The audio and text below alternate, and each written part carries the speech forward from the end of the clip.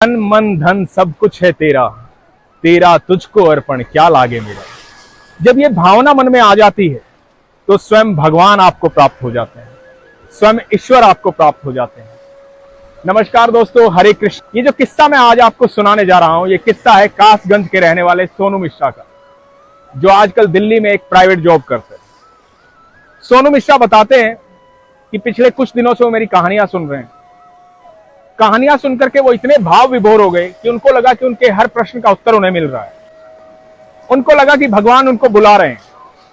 पिछले 10 साल से वो बांके बिहारी के मंदिर में नहीं गए। वो बताते हैं कि जब से आपकी वीडियो सुनी तब से बस रोता रहता हूं। मन में एक ही बात चलती रहती है कि हर जगह कृष्ण है, हर पल कृष्ण के साथ रहता हूं। कृष्ण दिखते हैं, कृष्ण महसूस होते हैं, वो भाव महसूस होता है कि हर चीज में कृष्ण है। बड़ी मन में इच्छा जागृत हुई, बांके बिहारी जाना है, भगवान के दर्शन करना है। दोस्तों, पहले तो मैं आपको ये बता दूं कि इसमें मेरा कतई धन्यवाद करने की आवश्यकता नहीं है। मैं भी ईश्वर का बच्चा हूं जिस तरह से आप। मैं भी उतना ही प्रेम करता हूं जितना आप करते हैं। तो धन्यवाद यदि आपको करना है तो कृष्ण का कीजिए। सोनू मिश्रा ने लिखा कि भैया आपकी वजह से ऐसा हो रहा है। नहीं, ये मेरी वजह से नहीं हो रहा, ये भगवान चाहते हैं इसलिए ऐसा हो रहा है। तो सोनू मिश्रा ने 16 मार्च की टिकट जो थी वो करवानी थी बांके बिहारी के मंदिर जाने के लिए दिल्ली से। वो टिकट करवाने गए और टिकट हो गई 17 मार्च की। जाना था इनको 16 मार्च को, क्योंकि प्राइवेट जॉब है, रोज छुट्टी मिलती नहीं। अब टिकट 17 मार्च की हो गई। फिर भी ये 16 मार्च की सुबह जाकर के ट्रेन में बैठ गए बिना टिकट के, क्योंकि टिकट अगले दिन की। ये बताते हैं हुआ यूं कि मैं जाकर के बैठ गया, मेरे दिमाग में नहीं था, मैं जाकर के बैठ गया और पूरा सफर आराम से कट गया। ना कोई चेकिंग हुई, ना कुछ हुआ, मैं आराम से सोता हुआ आया हूं। मैं बांके बिहारी के मंदिर पहुंचा।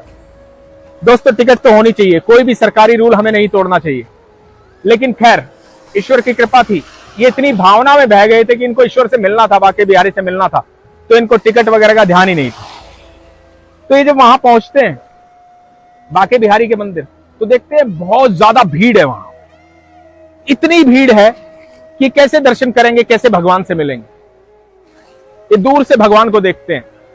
ये भगवान को बोलते हैं कि हे बांके बिहारी, आपने मुझे बुलाया है, इतने साल बाद में आया हूं, कितने दिन से तड़प रहा हूं, तरस रहा हूं आपको देखने के लिए, आपसे मिलने के लिए। आपके दर्शन यहां आकर भी नहीं मिले, आप यहां भी नहीं मिले, तो मैं क्या करूंगा प्रभु। ये आंखें बंद करके भगवान से प्रार्थना कर रहे हैं। इतने में होता क्या है कि एक 10-15 साल का बच्चा आता है। बच्चा आकर के, इनकी आंखें बंद है, बच्चा आकर के इनको बोलता है कि लाइए आपका प्रसाद दीजिए, मैं ठाकुर जी को भोग लगवा देता हूं। इनकी आंखें खुलती हैं, ये बच्चे से बिना कुछ पूछे उसे प्रसाद दे देते हैं।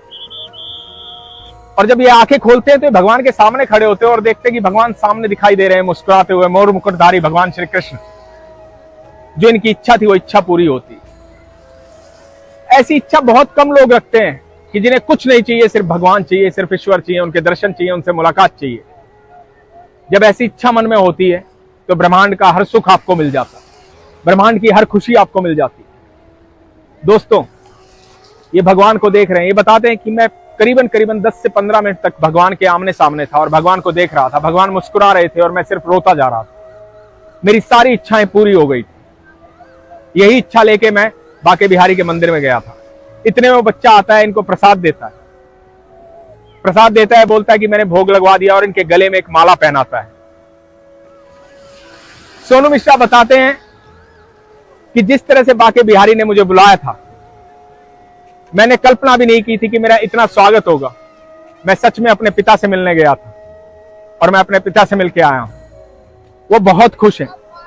आप ईश्वर से जब भी ऐसी प्रार्थना करते हैं कि ईश्वर मुझे आप चाहिए, मुझे आपसे मिलना है, तो यकीन मानना इस ब्रह्मांड का हर सुख आपके चरणों में पड़ा होगा, क्योंकि ईश्वर का होना अति आवश्यक है। वही आपके सच्चे मित्र हैं। जब आप नहीं थे तब भी वो थे, और जब आप नहीं होंगे तब भी वो होंगे। हर पल उनका साथ आपके साथ रहे। अपने विश्वास को मजबूत रखिए, अपना ख्याल रखिए। हरे कृष्ण।